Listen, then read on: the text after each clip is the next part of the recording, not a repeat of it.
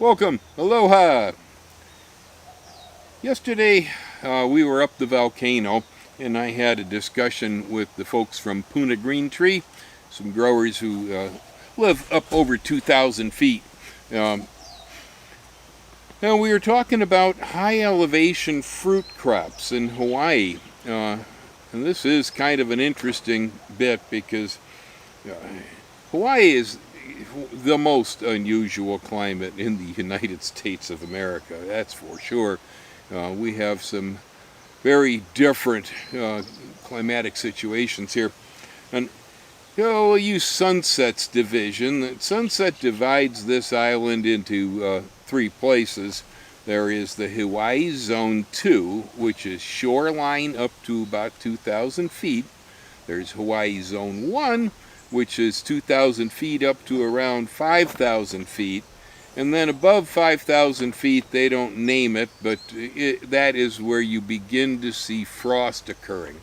Below 5,000 or 6,000 feet on the island, frost is pretty much never heard of. Knock on wood. We haven't seen it. But we have this zone that Sunset terms Hawaii Zone 1 between 2,000 and 5,000 feet, where it doesn't freeze, but it's cool all the time. It's a pleasant climate, actually, if you don't mind running a wood stove in the winter. Some people on the dry side, it's going to be a little drier over there. On the wet side, it's a little wetter.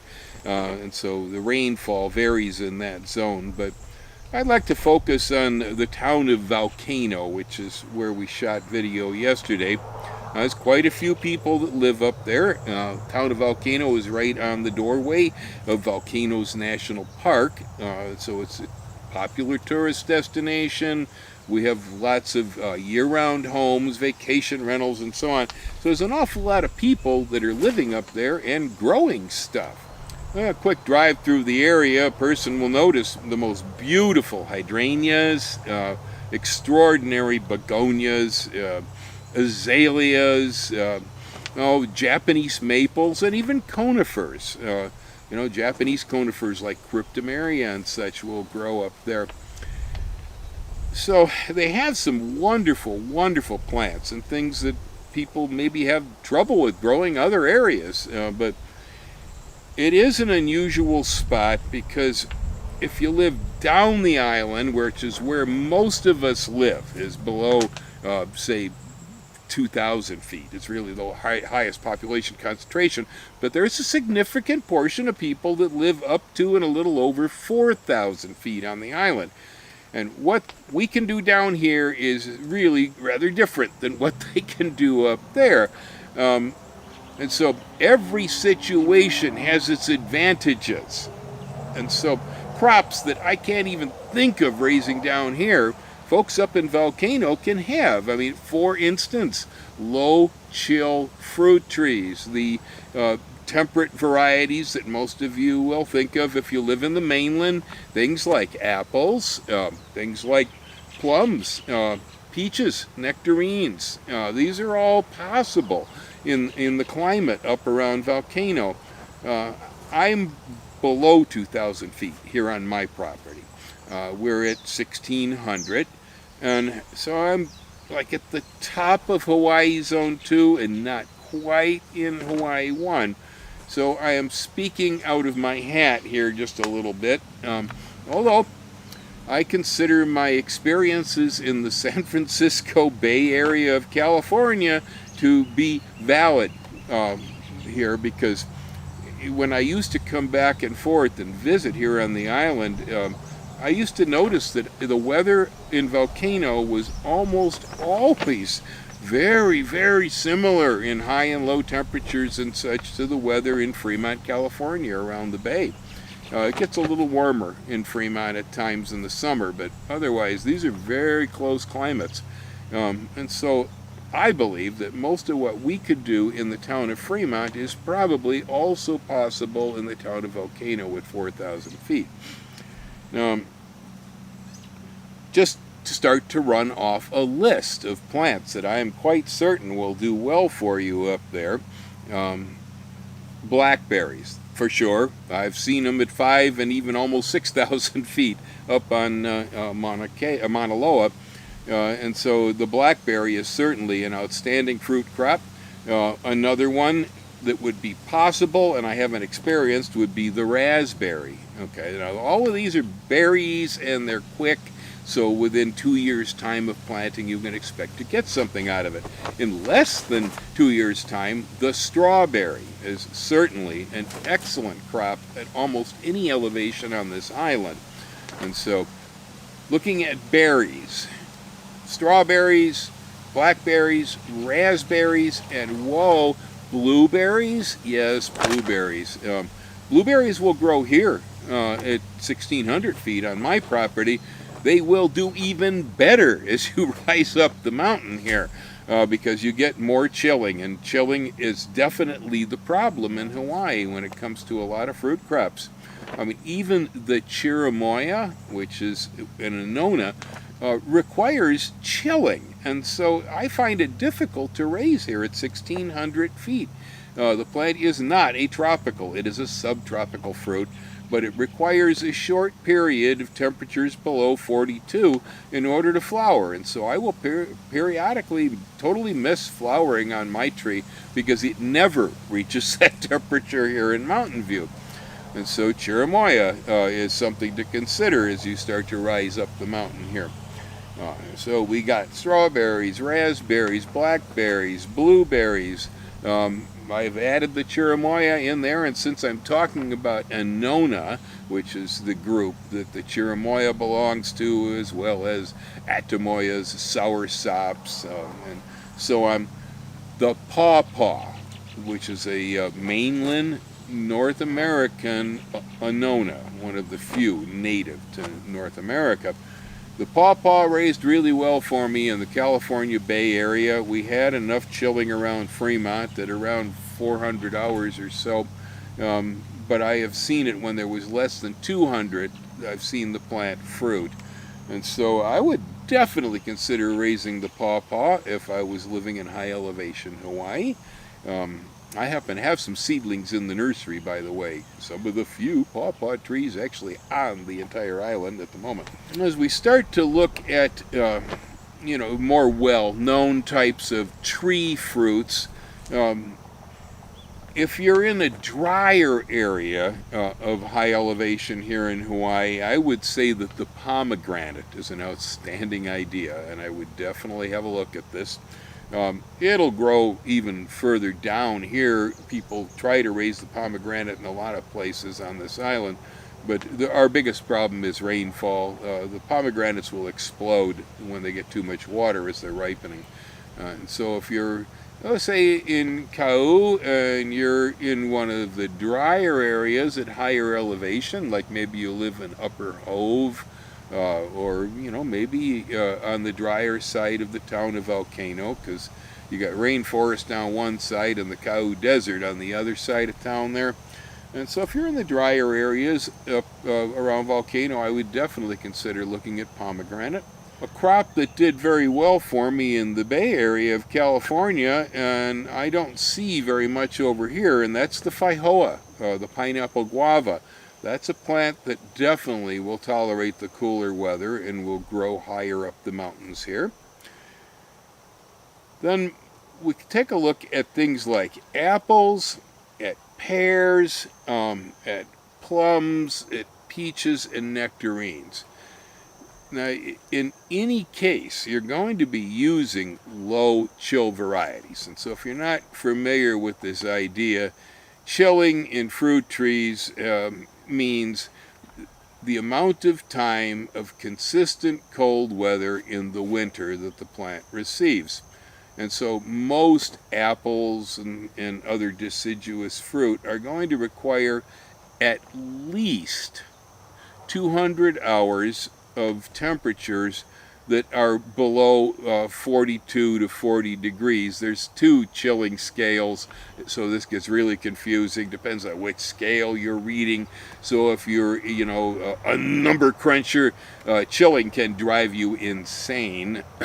But anyway, just be aware. There are two scales, and it depends on which one they're using. But most are going to require at least about 200 hours. And so if you're looking at apples, things like Dorset Golden comes from the Bahamas. This is a very good choice for high elevation Hawaii. I can fruit it here in Mountain View to some extent. If I lived higher up the mountain, I'd get a much better crop off the trees. The Gordon apple is another one from Los Angeles area. Another good one is Ein Shemer from Israel. This is a very, I'm very fond of that particular apple. I think it's excellent quality, whether you're in high chill or low chill country. It's underrated apple. Most of us don't know it. It's outstanding. They have Beverly Hills is another one. There's Anna. These are all Southern California apples, the Gordon, the Anna, and the Beverly Hills. Most of them will work around Los Angeles, and so they're certainly going to work here in high elevation Hawaii. One of the beauties is that apples and pears are both susceptible to terrible disease called fire blight. Well, I have seen no evidence that we have fire blight on the Big Island. Isn't that sweet? Because, man, that could drive you crazy in the mainland, you know. I haven't seen no evidence whatsoever. And when it comes to peaches and nectarines in the mainland, they can be very susceptible to fungus called peach leaf curl. Again, I've seen no evidence that the peach leaf curl fungus exists here. So if you're high enough up the mountain to raise a peach, I highly recommend you give it a try. I know my neighbor's got one over here. I saw one recently up over Hilo, a little over 2,000 feet, that had peaches on it. A pretty young tree, but it had some peaches on it. And so it's possible. When it comes to things like plums, most of the Japanese type are the lower chill varieties, and so I would, consider looking at plants like Santa Rosa, for instance, should be a good choice. Elephant Heart. I would probably stay away from European prune plums. Those tend to be higher chill. There's also a sort of plum apricot type of a fruit that comes from Asia. The Japanese call it mume. It's also referred to as ume, depending on where you come from.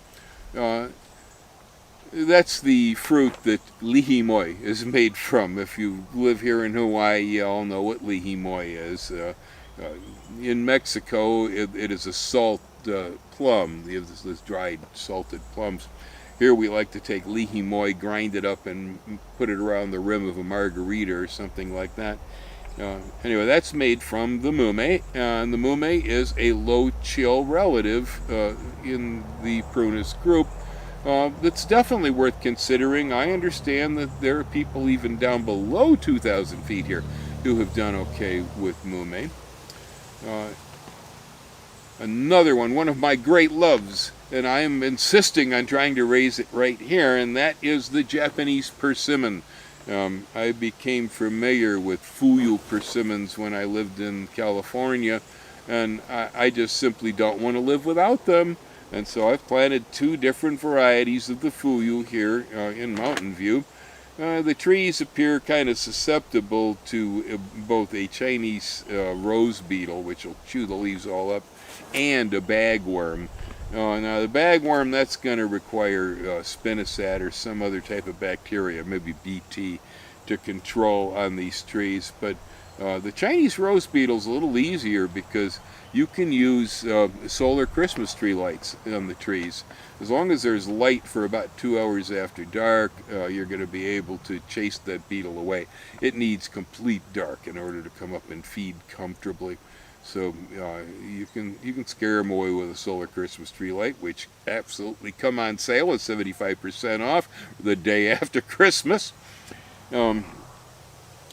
Yeah, according to the University of Hawaii, I believe they say that the fuyu or the persimmon will raise from about 500 feet, probably up to about 6,000 feet on this island. That's a pretty good figure from what I can see. Outstanding fruit, very useful. Use it fresh, use it dried, make a salsa out of it, eat them fresh out of the hand, blah, blah. And there are a few farmers here on the island that seem to have made a minor commercial crop out of that fruit here. I see it at the farmers markets every year. That was what encouraged me to get around to planting a couple of trees here. Because most of us live in the lower elevations of the islands, and there aren't that many people that live up where we need, low chill deciduous fruit trees. Fruit trees of that sort can actually be rather difficult to locate if you live in Hawaii.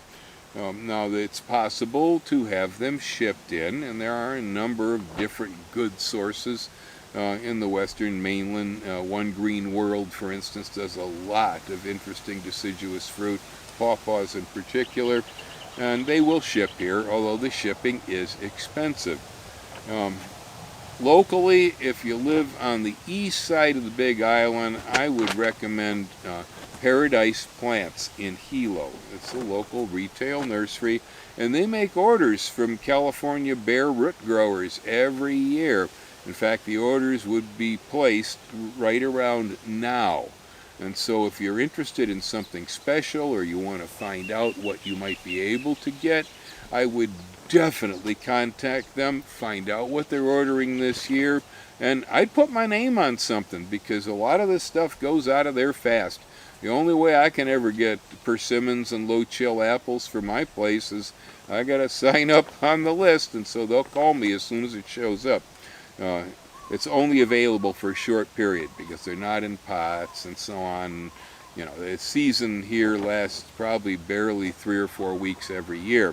So you got to be on top of it, but they have some cool stuff, and they can be convinced to order things. I finally got them to start to order Einsheimer apples recently. I'm very happy about that.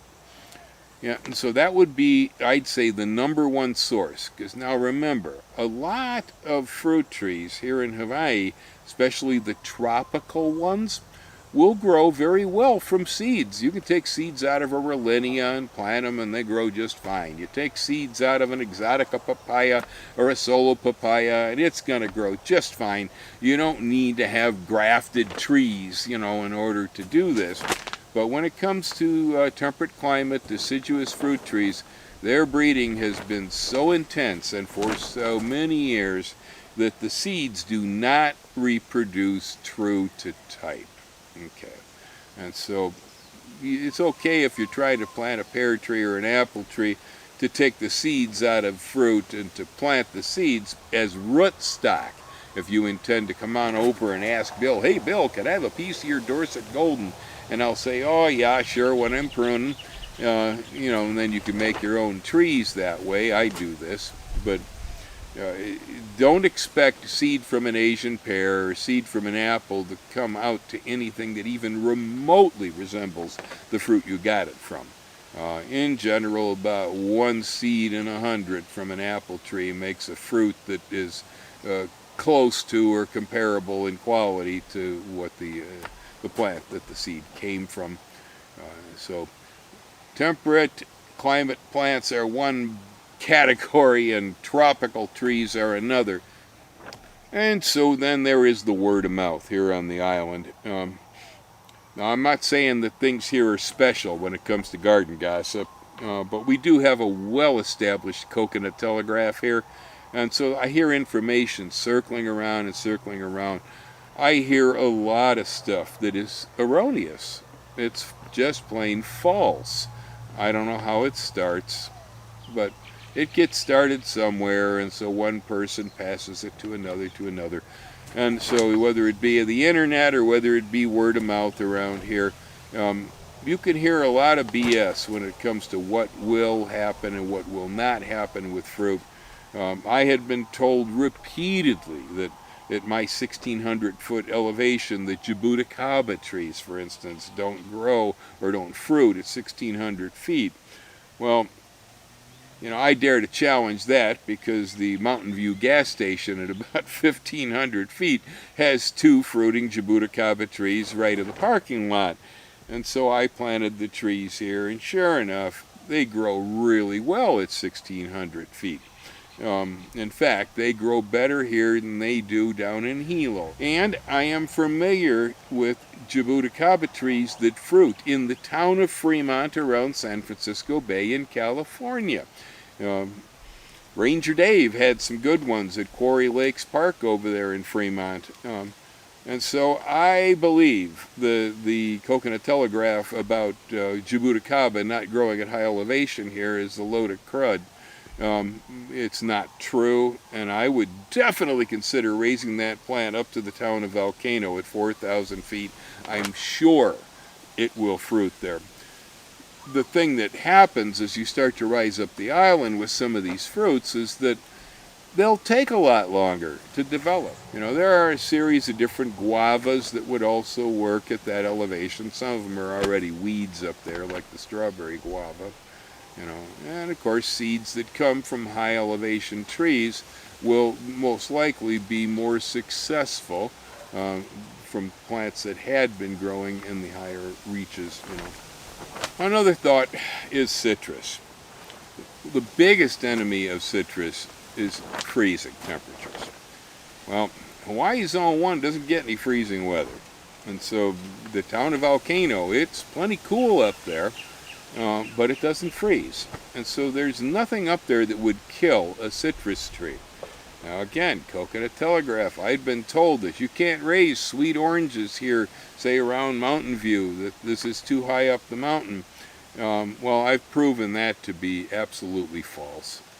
And my belief is that citrus varieties, say, that would grow in the city of San Francisco, will most likely fruit fine also in the town of Volcano at 4,000 feet. And of course, sour citrus, which doesn't require the kind of heat to sweeten up, so like lemons or limes are excellent choices as you get that high up the mountain, because you don't have to worry about developing sugar in them. A nice sour lemon is a good thing. A nice sour lime is, again, a good thing. So I would recommend sour citrus in Volcano. I'm sure it will grow for you. Another consideration are some of the hardier sweet oranges, like, for instance, Owari Satsuma, the Japanese mandarin. It's an excellent choice. I believe it will grow fine as you rise up in elevation on this island. City of San Francisco usually manage to get decent crops off a few sweet oranges like Skaggs Bonanza or Trevita.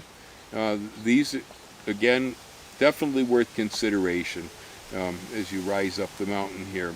Lots of sunlight is going to be important. The higher up the mountain you go with citrus, the more sunlight they receive, the better. Also, you have microclimates, and so up against the south wall of your building, for instance, will be a great place if you're trying to ripen a sweet orange at 4,000 feet. Here, there's more heat in that location. You're going to get more sugar in the fruit. So, picking the specific area with care is going to help. One of the things definitely proven in the town of Volcano is grapes. One of the only wineries here on the Big Island exists up there, and they're using Symphony from New York is one of the grapes that's a major grape in their vineyards, but there would probably be so many other grapes that will also raise up there. I have grape that's unnamed, and I am uncertain of its origin, but I have grape here at 1,600 feet that makes clumps, does just fine. I got the cuttings from the town of Hilo at about 50 feet above sea level. So I'm certain there are quite a few varieties of grapes. Your biggest problem in Volcano and raising grapes at that elevation is going to be the birds. The birds will drive you insane with a grape crop. But it won't be the weather. Choosing the better varieties that are fungus resistant, grapes that have parentage of mainland American varieties rather than the European type grape are far more resistant to things like mildew fungus and a number of other things that plague the grape. And so things like, Elmer Swenson's hybrids from Minnesota. He's got some seedless grapes and some wine grapes that are crosses with European and American grapes that are known to even grow in Wisconsin and Minnesota. They've got a lot of grapes that they use in the state of Michigan, for instance, that will probably grow very well up in higher elevations of this island. My best guess is that there is more limitation by people's thought process and by availability of the appropriate plants than there actually is in the climate as you rise up here in elevation in Hawaii. There's a lot of good stuff y'all can grow up in that area. So, aloha. You have a wonderful day, and just don't limit what you try up there, you know. Put it in, see what happens. Seeds are almost free. Plants tend to be pretty cheap. Take a chance. You may be pleasantly surprised.